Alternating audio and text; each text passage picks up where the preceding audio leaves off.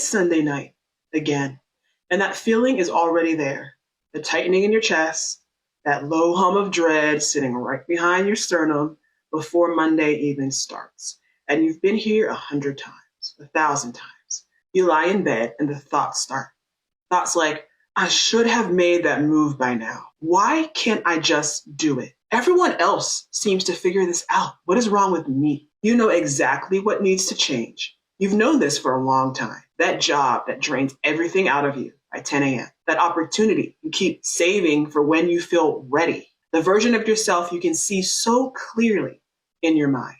The one who walks into rooms with authority, who sleeps through the night, who makes decisions and trusts herself. But every time you get close to moving, something in your body just locks up.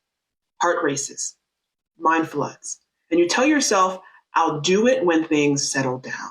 I just need a little more time. And then another year passes. If this is your life right now, I want you to stay with me, because what's happening to you isn't a willpower problem. It isn't a confidence problem. And it's not evidence that anything's wrong with you. I'm going to tell you exactly what's really going on. And truthfully, your mind is working exactly what it was designed to do. Hi, I'm Keisha Dent. I'm a certified hypnotherapist, and I help professional women in midlife transform anxiety into confidence so they can step into the career and the life they know they're meant for without spending another decade just managing symptoms. And if everything I just described is your life, I want you to know there is a free in-person workshop happening on Saturday, March 14th in Wayne, Pennsylvania at the Radnor Memorial Library that was made just for you. So I will tell you more about it at the end. But right now, let's talk about what's actually happening when anxiety paralyzes you from taking action. Your mind is running two programs at the same time. One is designed to keep you safe. The other is designed to give you what you want. And when these two things conflict, which they always do eventually, especially when you're considering real change, safety wins every time. This is your mind's default setting. And this is why you can want change so badly and still be completely frozen and not making that change. Your nervous system isn't messed up. It's actually doing exactly what it was designed to do. It's treating the unknown as a threat, even when the unknown is better for you, even when the unknown is a promotion, is a better relationship, is life and happiness and everything that you're aching for. The truth is that your brain doesn't choose what's good for you. That's not how it's designed. It chooses what's familiar. And after years of anxiety, that anxious state often becomes your nervous system's version of normal. It becomes what is known and what is familiar, and it becomes something that it equates with safety. So this is why the Sunday night dread keeps coming back, even after a good week. Why you keep returning to the same patterns even when you hate them. Familiar misery feels safer than unfamiliar possibility and potential. And that is just neuroscience, right? That's just the way the brain has evolved in order to keep you safe. And it was actually useful for thousands of years, right? When we lived in a very different world. When we lived in a world that really required us to be very questioning of anything that was unfamiliar, because often the unfamiliar was unsafe, right? But of course, our modern world is very different. And many of us want more, right? But this is where we're going to find ourselves pushing up against evolutionary programming. And what no one tells you is that this is also why so many of the things you've tried haven't lasted. The breathing exercises, meditation apps, traditional talk therapy, which is a wonderful tool and that can give you insight, but it doesn't often lead to transformation. It can help, but temporarily.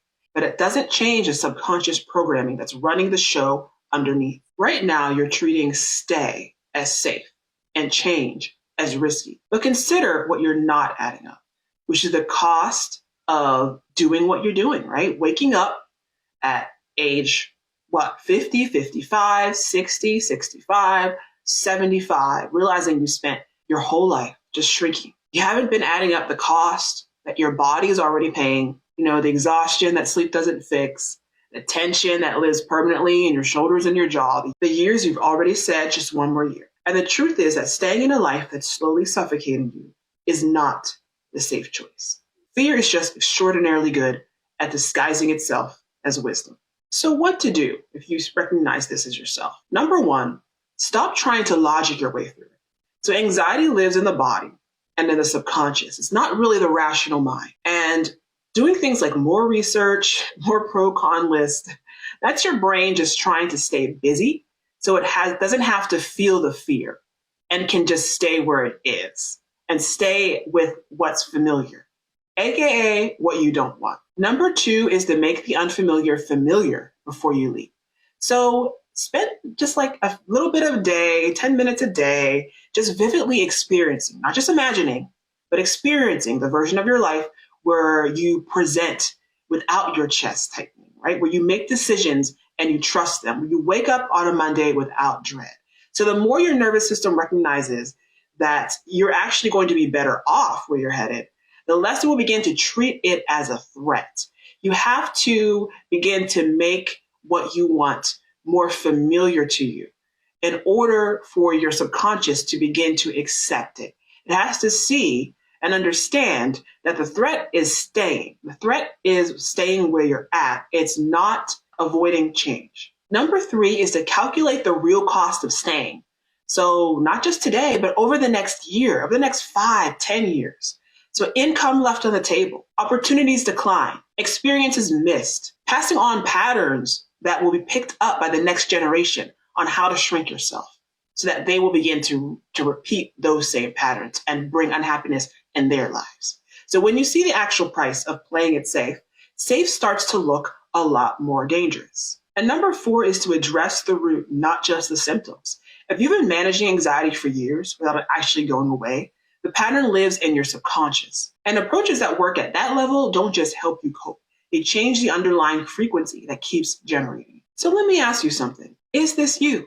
The woman who gives brilliant advice to everyone else, but can't seem to follow it herself, who watches people with half of her qualifications make bold moves, make big moves, while she stays frozen. The woman who keeps saying just one more year, and it's been 3 years, 5 years, 10. You can have the career that actually fits who you are.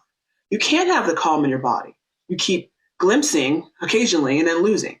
You can have the clarity that lets you make a decision in an afternoon instead of an 18-month spiral. You can have a Monday morning you don't dread. That's a big one. It's time. Are you ready? So join me Saturday, March 14th at 11 a.m. at the Radnor Memorial Library in Wayne, Pennsylvania, for a free 60-minute workshop called Afraid to Change, the hidden risk of staying exactly where you are. So we're going to dive deeply into exactly what's keeping you frozen, and more importantly, what it actually takes to finally move. And if you can't make it in person, if you don't live in the area, if you're not free that time, then we will be having an online version that will take place Tuesday, March 31st at 6 p.m. You can also sign up for that one as well at the same link in the description. So check that out. I would love to see you there. And I want to remind you always that in order to change your life, you must first change yourself. So my name is Keisha Dent, again, certified therapist. I would love to see you. So check out that free workshop and I would love to connect. And also, if you have any questions, please feel free to reach out. Let me know if you have anything to share, leave a comment, and let me know what you're going through. Let me know what you'd like me to speak on if that applies. Thank you so much. Enjoy the rest of your day, and I'll hope to see you soon.